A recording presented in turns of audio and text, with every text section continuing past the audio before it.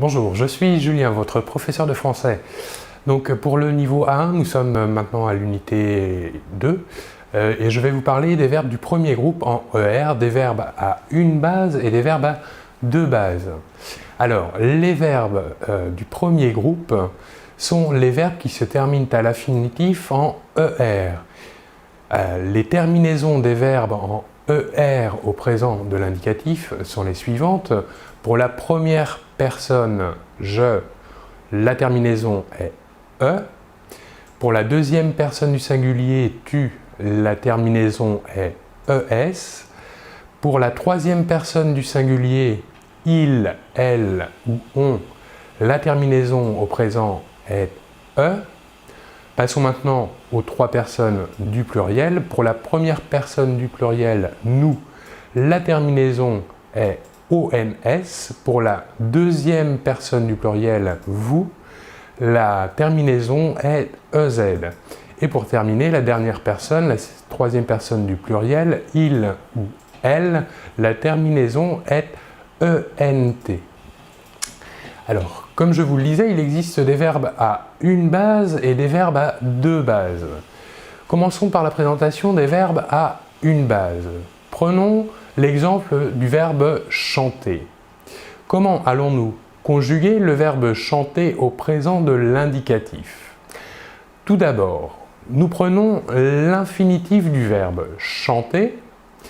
Nous supprimons la terminaison de l'infinitif ER et nous ajoutons les terminaisons que nous avons vues avant, ce qui donne pour le verbe chanter, je chante avec la terminaison E et la racine chante, C-H-A-N-T.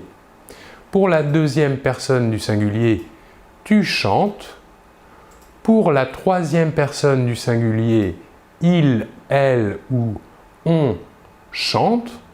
Nous voyons ici que la prononciation des trois premières personnes pour le verbe chanter est la même, mais attention, l'orthographe, elle, est différente.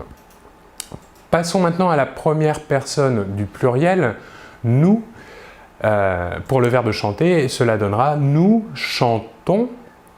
Pour la deuxième personne du pluriel, vous chantez. Et pour la troisième personne du pluriel, il ou elle chante.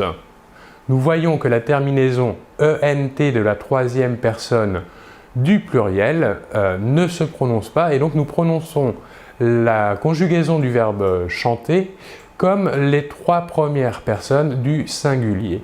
Chante. Voilà pour les verbes à une base. Nous voyons ici que pour les verbes à une base, la racine du verbe chante, C-H-A-N-T, ne change pas lors de la conjugaison du verbe. Par contre, pour les verbes à deux bases, nous allons voir que cette racine change dans la conjugaison au présent de l'indicatif. Je vais vous donner quelques exemples. Par exemple, le verbe lancer. Le verbe lancer, si nous prenons la même méthode de construction que pour les verbes à une base, que faisons-nous? Nous supprimons le ER de l'infinitif et nous ajoutons les terminaisons du présent de l'indicatif. Ce qui donne pour le verbe lancer, je lance, tu lances, il lance, nous lançons. Ici, nous voyons qu'il y a une modification orthographique et que le C se transforme en cécédille. Pour continuer, vous lancez, nous gardons la même racine que pour les trois premières personnes du singulier, et pour la troisième personne du pluriel, il lance. Nous voyons bien ici que le verbe lancer est un verbe à deux bases, c'est-à-dire qu'il a deux racines différentes dans sa conjugaison. La première racine est L-A-N-C et la deuxième racine L-A-N-C, cédille. Voilà pour le verbe manger. Lancer, pardon. Passons maintenant au verbe manger. Le verbe manger, donc, reprenons la même méthode que pour les verbes du premier groupe, nous quittons la terminaison de l'infinitif en ER et nous ajoutons les terminaisons du présent de l'indicatif. Donc pour la première personne du singulier, cela va donner « je mange », pour la deuxième « tu manges » et enfin pour la troisième personne du singulier, « il mange ». Nous voyons que pour la première personne du pluriel, il existe une modification orthographique. En effet, la racine du verbe change et devient mange, M-A-N-G-E, alors que pour les premières personnes, la racine était M-A-N-G. Donc, pour la première personne du pluriel, nous dirons nous mangeons.